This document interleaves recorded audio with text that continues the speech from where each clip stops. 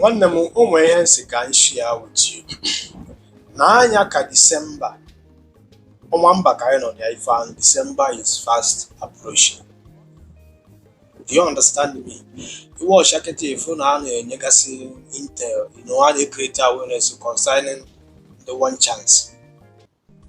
O nwerekwa ebe family nọ na Nigeria.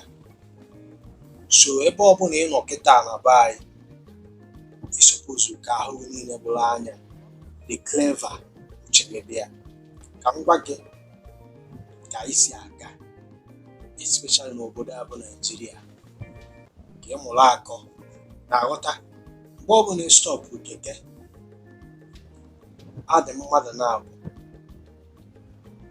you understand me, ofu onye wee rituo wee sị gị bata n'ime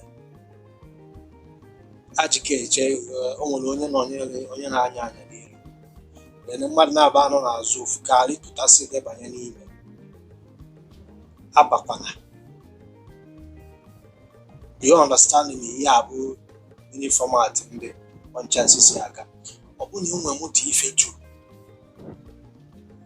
na anya, don't just ifetu moto emepere guzi ma be no, ifetu moto ma kọmputa taxi moto ọbụla burugodo ụzọ n'anya n'ime moto afọ, bula ụzọ n'anya n'ime moto afọ. Ọ bụla tinye n'anya n'ime moto afọ, uche ga-agwa gị ga-aba na dị moto, ọkwa na onwe ife anya gị si gị na ị na-azụ na-adị na in a hurry ifetuo kịta moto na wọdịs taxi ma ọ bụ kọmputa ụmụ moto mgbachafụ a na-enye ozugbo ifetu emepụkwara gị ụzọ ịmakwuo na no ifetuo dị moto. Ihe nji agwa gị ihe awụ igwe esi aga na Nigeria, ifetuo dị moto gwagodo negodo anya n'ime moto ị na-achọ ebe a. Ọ bụrụ na ụmụ kọmputa bọsụ anụnwa ụmụ moto mgbachapụ a, ọ bụkwa ọnụ one chance ba na-anọghị ntụnye na ntụnye amama ịghọta ife nne so uche gị dị ya fie asaa n'anya. Gwa okwu ka isi respond to people, gbara onye na-azụ okwu dị ọ na ọ bụrụ okwu niile ha sị gị hey ka ihe n'anya. Nigeria nọ ka jungle, so onye ọbụla ya nọkwa na that jungle ị ga-adị smart, dị clever. Do you understand what I'm saying? Ọma mba ka a na-aba ife a, uche gị dị ya. Ọ bụ na ị nwere akpịrị ogologo, iji nata akpịrị gị,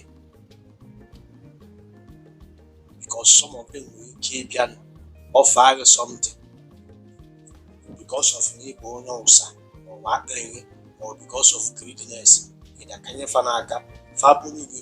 Ọ bụrụ na nwaanyị ka ịbụ etichacha gị asụ ọrụ mmọnwụ achọkọ ife niile ị nwere.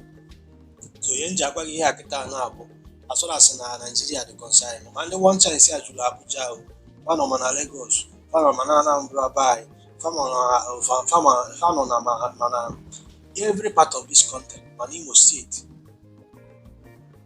Do you understand me? Because a na-ebufufe na-apụta ọrụ adịlọ. So many Nigerians are frustrated. Do you understand me? Only our being create all this insecurity. Because ọ bụ na onye ọbụla dị busy, the crime rate will reduce. Do you understand? So nke nwa ka na focus kwa na-achọ ife ị ga-eri, uchegharịa ike nkwụcha. Ekenekwe m unu. Emesịa.